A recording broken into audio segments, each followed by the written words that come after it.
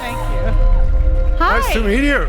I'm so excited. Oh, you have your fan crowd with you. It's great to be here. Yeah. So what's your TikTok handle, just for all the people they not follow? It is Latina Exec in Tech, because there are very few of us. That is my TikTok handle. Cool. Ja? So, wenn ihr Sophia folgen wollt, wisst ihr Bescheid. Viel Spaß. We are really looking forward to an interesting keynote. Great. Yeah? Sophia Hernandez. All right, let's do this. All right. Hi. Hello, everyone. I think I'm going to put my glasses on for this one. I am so excited to be here in Hamburg with you. This is my first time at OMR, first time in Hamburg, not my first time in Germany, but love this city so far. I'm Sophia Hernandez, and what my title up here doesn't tell you is that I've worn a lot of hats in my career, whether it was CMO, CRO, CCO, GM. The red thread through all of those roles was creativity and commerce. And I know that's a very relevant topic for everyone in this audience. What I want to talk to all of you about today is how, in the pursuit of ROI, how under this pressure to deliver short-term results and short-term revenue and returns, we've started sacrificing the very thing that makes marketing work. And what do you think that is? Creativity. Now, this is something I'm incredibly passionate about. I'm married to a creative director. I consider myself a creative in spirit. And I want to tell you about the moment that I knew I wanted to be a marketer. So if you'll indulge me for 1 second, I'd ask you to close your eyes. You don't have to do it, but it'll help to visualize this. So close your eyes, and I want to tell you about this ad I saw. It rocked me to my core, a truly unforgettable ad. Close your eyes and picture. There's a woman and a man sitting in a canoe on a lake. They're on a romantic date. And all of a sudden, the canoe springs a leak, and water's shooting through. Thank God this woman is on her period, because she pulls out a tampon and plugs the leak. Not joking. This is the ad I saw that rocked me to my core. Because did it communicate strong absorbency? Absolutely. Did it make me feel like they understood me as a woman? Fuck no. Did they make me love the brand? No. Did they connect with me in a really authentic way? No. And this was the moment that I knew I wanted to make work that really meant something to people, and I wanted to be champion of creative thinkers and doers. Yet today, more than ever, I really feel like creativity is being crushed. And the very infrastructure of creativity is crumbling. And you all know this. It's budget cuts, it's risk aversion, it's sameness, it's death by committee. We all know that one. And the consequences are showing up everywhere. Arts education is being defunded, really killing creativity at the source. The entertainment industry, where creativity should thrive, is full of sequels and reboots and remakes. 70% of music consumed today is old. The market for new music is shrinking. And content across platforms has become incredibly formulaic. And yes, of course, I've heard the phrase, no idea is original, but how many more versions do we need of James Bond? We already have 25. Advertising has become a sea of sameness. So let's bring it closer to home now, right? We talked about education, we talked about entertainment. Let's talk about the industry we're all in. Our own industry has made creativity bland. And I know no one in this room became a marketer just to sell products. Not just to sell products. Creativity is in our DNA. But most of the stuff we're making is forgettable. And that's the biggest impact to ROI. Okay, you don't believe me? Let's look at the stats. Half of people don't like ads. A quarter of the internet uses ad blockers. Almost half of ads are considered boring. And this has led to a 24-year low in creative effectiveness. And here's the thing, we're not getting less creative. You are all brilliant creative minds. We're not less creative. We're just sticking with what we know and what we learned decades ago because it's safe. And we haven't fully embraced the new ways of engaging with people. I mean, have you ever really stopped to think about how much influence we have as marketers on people? Dr. Marcus Collins wrote a book called For the Culture, all about the influence marketers have on society, on people. If you haven't read it, read it. As marketers, as creative folks, we have so much power to influence behavior. It's a huge responsibility we have. Think about it. People are exposed to literally hundreds of ads a day. Better said, hundreds of pieces of creativity a day. The global ad industry is over a $1 trillion market. All this influence that we have, but 50% of what we're making is considered boring. So what I want all of us to acknowledge in this room, and what I'm asking all of you to acknowledge, is that we are responsible.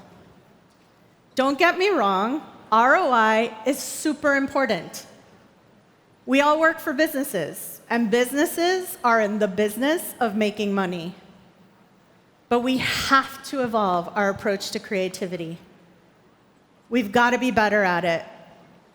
I know we all want to do more. In fact, 71% of us have ambitions to do and deliver creative excellence, but only 37% of us say we have the infrastructure to deliver that.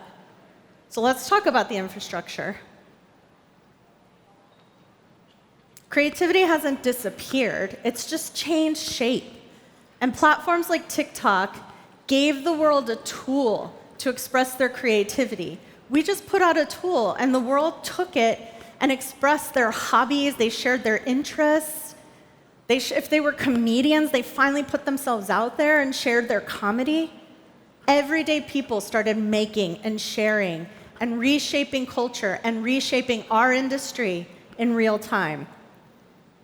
In the EU alone, 1 billion stories get posted a month. That's not all creators, that's everyday people as well. When I say everyday people, I mean sisters, brothers, your butcher, your hairstylist, your parents, baristas, and sometimes even grandparents. Ich bin Erika und mit TikTok versuche ich, die Leute wirklich von der Couch zu holen. Ich würde meine Mutter als eine typische Hausfrau bezeichnen. Es hat sich an dem Punkt geändert, dass ich in die USA gezogen bin. Irgendwie war ich einsam. Durch TikTok habe ich so einen Schub bekommen, auch über 80 noch Sachen zu drehen, die ich sonst nie gemacht hätte. Und wenn die mich auf der Straße sehen, hallo, du bist doch von TikTok. Creativity is still our most powerful lever. And I don't care what the CEO and CFO are telling you. When it comes to connecting, like truly connecting with people, creativity has always been and remains your most powerful force. But we need to adapt. And when we do, we'll unlock all the ROI we've been chasing. This isn't theory. Here's the data. On TikTok, strong creative drives 2 to 3 times the ROI of average ads. So we have to rethink how we think and how we create. And there's no excuse. There are tons of options out there for us to lean into. Yet there's a massive resistance to new technologies. I sit with creative agencies and CMOs all over the world. There is a resistance to adopting new technologies for creativity. You have everything you need to make great creative. And remember we used to say, good, fast, cheap, you can't have all three? Well, today you can. You can make good work you can do it quickly, and it can be inexpensive. Creators have definitely proven this. They create work that's not perfect or polished. It's real, and it's in real time. And more importantly, it connects with their audiences.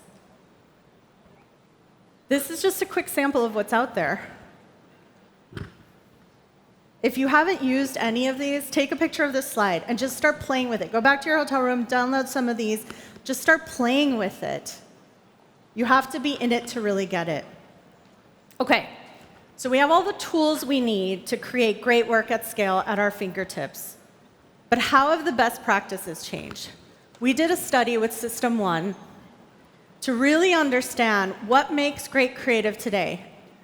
Guess what? It's the same things that made great creative yesterday. I was surprised and not surprised when we got the results back. Here are the top 3. First impression is everything. That's always been true in marketing, right? But today, we're competing against so much more content. So to deliver a first impression, it has to be special and it has to break through. I'm going to share an example from Aldi. Ich fühl mich als Vita gedisst. Denn für Ostern macht Aldi jetzt mit Real Talk Platzisch. Ich mein, ich könnte ja betteln, aber lieber mach ich Tiefpreisansagen auf höchstem Level. Spargelgrün, Spargelweiß, regional, Knallerpreis. Dazu 1,5 Kilo Frühkartoffeln. Ich hab gehört, der Osterhase soll Veganer sein. Not what you would expect from a supermarket brand. The beat immediately catches your attention, her outfit stands out, and the song is playful and pretty funny. Immediately broke through. Let's go to the second learning. Emotion wins. Again, we know this. As creative people, as marketers, we know that the way to people's hearts is through emotion. But how we do it is key here. That has changed. Who knows Nutter Butter? Does anyone know the brand Nutter Butter? Yes, okay, some people are raising their hand. It's a Mondelez cookie, a peanut butter cookie, that was born in the late 60s. For decades, they didn't do a lot of advertising. Then they started using TikTok to revive the brand. Let me show you what they did.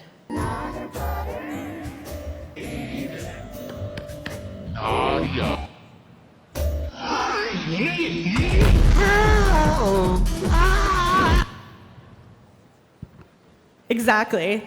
It made you feel something, even if that something was unhinged, it made you feel something. And here's the reaction from people. And they have thousands and thousands of comments. Nutter Butter, you're my favorite account. Never stop posting, please. Okay, but I haven't even seen a Nutter Butter box in stores, much less look at one or think of them in the last 15 years, but suddenly I want one. This is the impact that great creative has on people. From brand love to purchase intent to loyalty. And part of emotion is not only what you put out, but it's how you engage with these comments. If you're a brand leader or a brand partner and you're not in the comments on a regular basis, you're not doing your job well. In fact, some of the comments have become more entertaining than the content itself. And you get so much rich insight. You have to have a conversation with customers in real time. Third one, branding early is your superpower. So I think this starts to skew from our traditional best practices, right? It was we'd wait till the end to show the brand. We wanted to establish an emotional connection. That's not what we find anymore. On TikTok, 71% of people say that they want brands on the platform. What? That is the stat that gets me every time. 71% of people on TikTok say they want brands on the platform.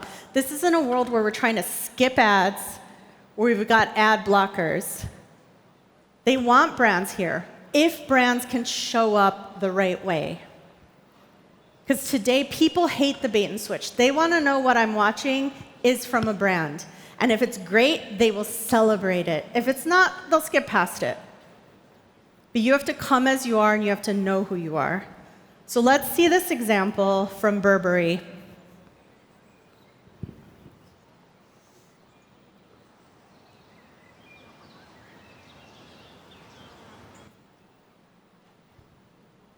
Super simple.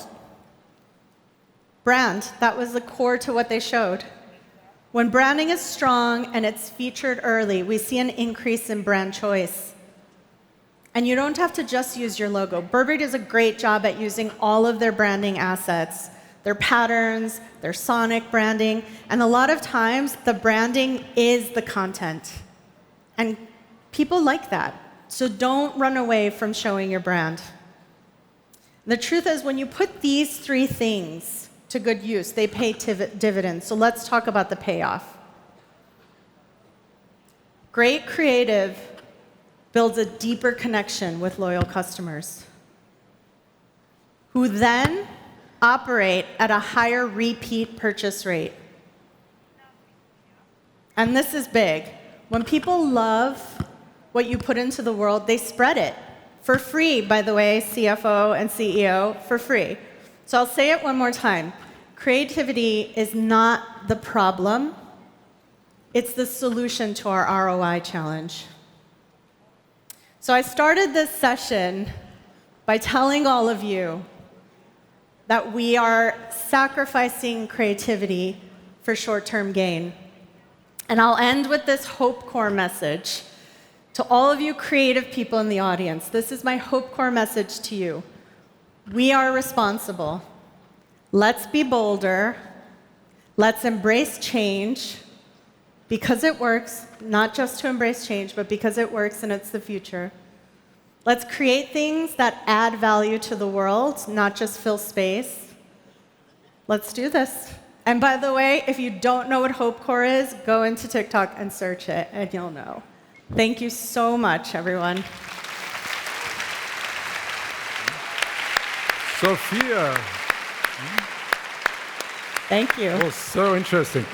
Just one more thing. I'm quite sure you're always looking for young, talented, new employees. How much fun is it to work for TikTok? It's incredibly fun to work for TikTok. Yeah? And we're not, by the way, we're not just making TikToks all day. Mm-hmm. Yeah. And work-life balance is okay as well?